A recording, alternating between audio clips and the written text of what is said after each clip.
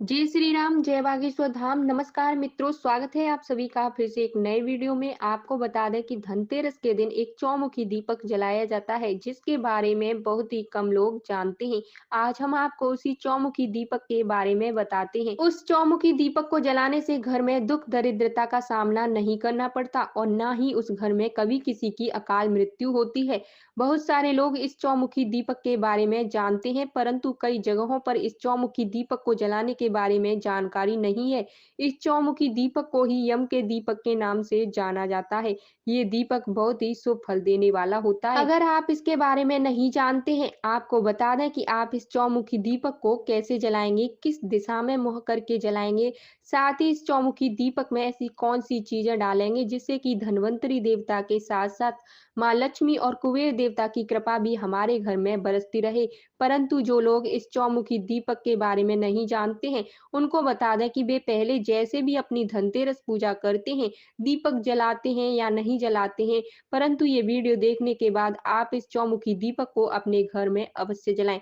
आप अपने घर में धनतेरस के दिन इस चौमुखी दीपक को जलाते हैं, तो इससे आपकी जिंदगी में बहुत बदलाव देखने को मिलेगा। आपके साथ में जो भी घटनाएं पहले होती थी, वे घटनाएं इस दीपक को धनतेरस के दिन जलाने के बाद नहीं होंगी। आपका बुरा वक्त हट जाएगा, दुर्भाग्य सौभाग्य में बदलेगा। छोटी से छोटी परेशानियां आपकी जिंदगी में इस दीपक को जलाने के बाद नहीं आएंगी। आपको बता दें कि इस दीपक को चौमुखी दीपक या यम के दीपक के नाम से जलाया जाता है। ये दीपक मृत्यु के देवता यमराज को समर्पित होता है। इस दीपक को धनतेरस के दिन अपने घर के मुख्य द्वार पर बाहर की तरफ जलाया जाता है। कार्तिक महीने के कृष्ण पक्ष की त्रयोदशी तिथि को यम दीप मुहूर्त आता है। इसी दिन यमराज के नाम से इस दीपक को जलाते हैं। इसी वजह से इस दीपक को यम का दीपक कहते हैं। ये दीपक धनतेरस के दिन संध्या के समय घर के बाहर जलाया जाता है। इस दीपक को जलाने से मृत्यु के देवता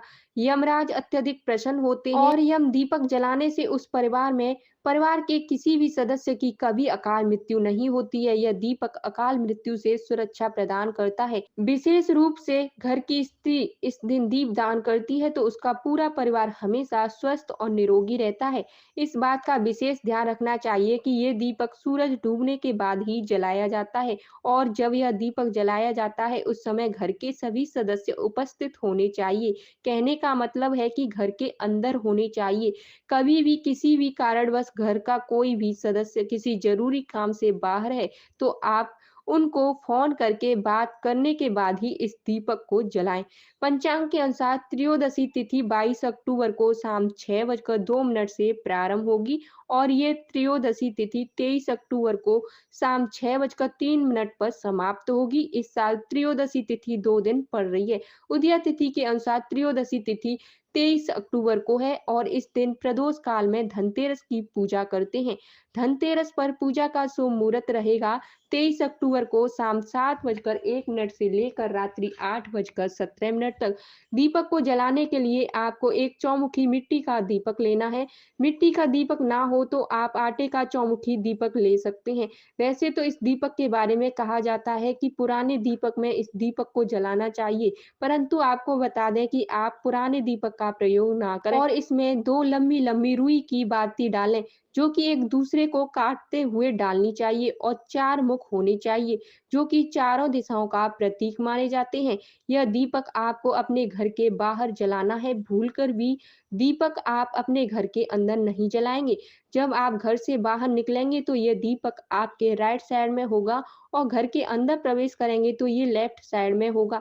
या फिर आप इस दीपक को जहाँ से आपके घर का पानी निकलता है, वहाँ उस स्थान पर रख कर जला सकते हैं। इस दीपक में आपको सरसों का शुद्ध तेल भरना है और जिस जगह पे आप इस दीपक को जला रहे हैं, उस जगह पे थोड़ा-सा पानी के छींटे डालकर उसे पवित्र कर लें और उसके ऊपर आप फूलों का या चावलों का आसन लगाएँ।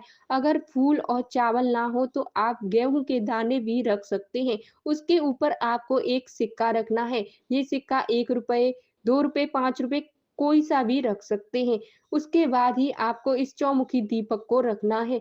उसके बाद उसमें सरसों का तेल डालना है और उस दीपक में थोड़े से तिल डालने हैं। उसके बाद आप अपने हाथों में फूल या चावल या गेहूं के दाने रखेंगे और उस दीपक के पास में दक्षिण दिशा की तरफ मुंह करके बैठेंगे और अपने पितरों का स्मरण करते हुए ओम पितृ देवाय नमः बोलें और उसके बाद यम देवता का स्मरण करें और बोलें ओम यमाय नमः। इस मंत्र से आप इस दीपक को जलाएंगे। इस प्रकार से मंत्र बोलते हुए दीपक को जलाएंगे और यमराज देवता से प्रार्थना करेंगे कि हम अपने परिवार की कुशलता के लिए, सुख शांति के लिए आपका यह दीपक जला रहे हैं। आपसे प्रार्थना करते हैं कि हमारे घर में किसी की अकाल मृत्यु ना हो और हमारे समस्त पापों को क्षमा करें। ऐसी मंगल कामना करते हुए फूल या चावल अपने हाथ में जो आपने लिए हैं, उनको उसके दीपक के ऊपर घुमाते हुए उसी के पास में रख देंगे। उसके बाद आप अपने हाथ धो लें। उसके बाद आपका यह काम संपन्न हुआ। घर का कोई भी सदस्य इस दीपक को जला सकता है।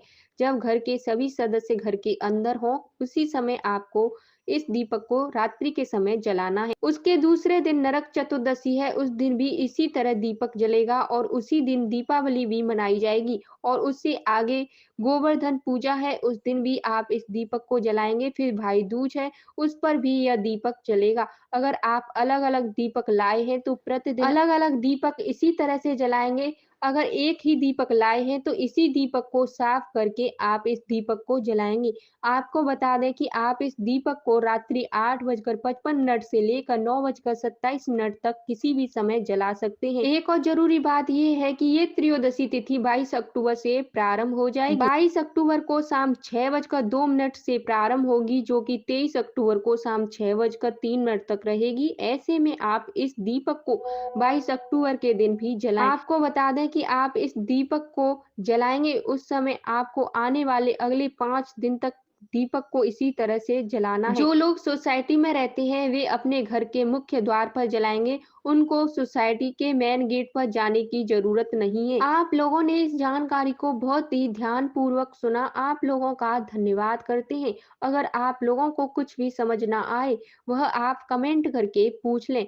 पहली बार जो इस वीडियो को देख रहे हैं वे इस वीडियो को लाइक करें और चैनल को सब्सक्राइब कर लें। कमेंट में जय बजरंगबली या अपने इष्ट देव का नाम लिखें। हम मिलते हैं आप लोगों को नेक्स्ट वीडियो में।